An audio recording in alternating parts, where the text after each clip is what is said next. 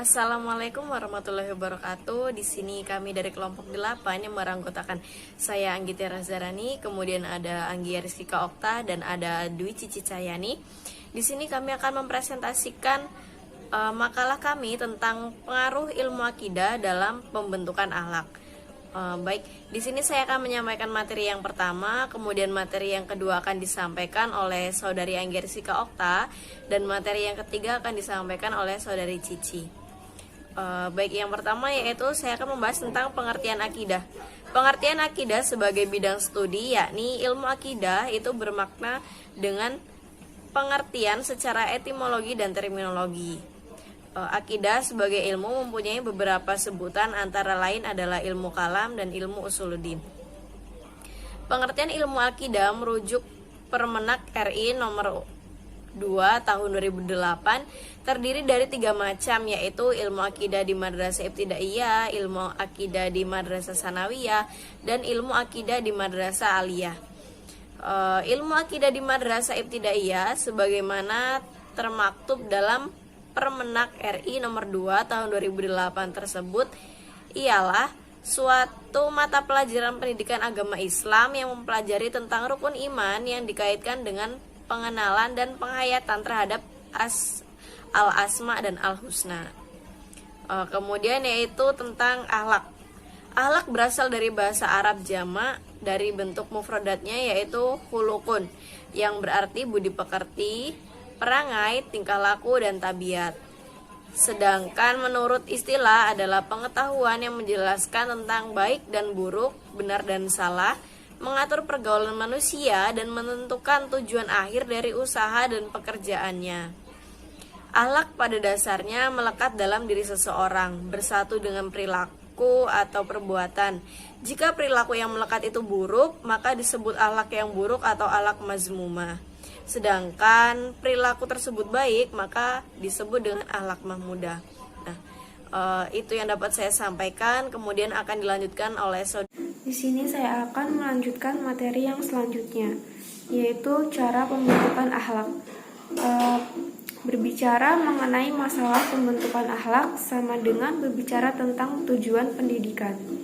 Tujuan pendidikan Islam dengan demikian merupakan pengembangan nilai-nilai Islami yang hendak diwujudkan dalam pribadi manusia didik pada akhir dari proses tersebut.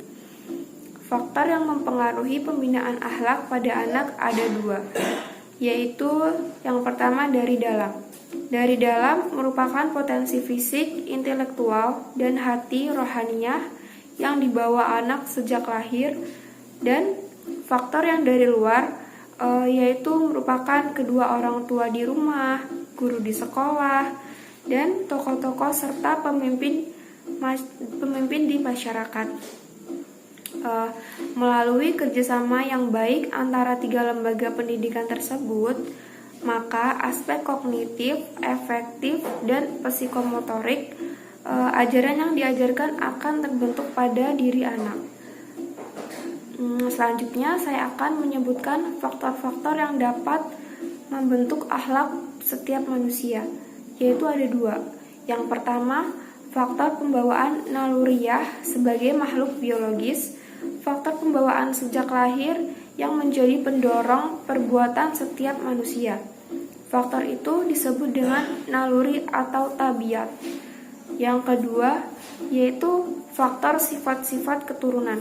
Sifat-sifat keturunan adalah sifat-sifat yang diwariskan oleh orang tua kepada keturunannya, dalam arti anak dan cucu. Sekian yang dapat saya sampaikan. Selanjutnya akan disampaikan oleh rekan saya. Baik, di sini saya Anggia Rizkika Okta, saya akan melanjutkan materi selanjutnya, yaitu poin D, hubungan akidah dengan akhlak. Akidah erat hubungannya dengan akhlak. Akidah merupakan landasan dan dasar pijakan untuk semua perbuatan. Akhlak adalah segenap perbuatan dari seorang mukallaf, baik hubungannya dengan Allah, sesama manusia, makhluk lingkungan hidupnya, Berbagai amal perbuatan tersebut akan memiliki nilai ibadah dan terkontrol dari berbagai penyimpangan jika diimbangi dengan keyakinan akidah yang kuat. Oleh sebab itu, keduanya tidak dapat dipisahkan, seperti halnya antara jiwa dan raga. Akidah tanpa akhlak adalah seumpama sebatang pohon yang tidak dapat dijadikan tempat berlindung di saat kepanasan dan tidak pula ada buahnya yang dipetik. Sebaliknya, akhlak tanpa akidah hanya merupakan layang-layang bagi benda yang tidak tetap, yang selalu bergerak.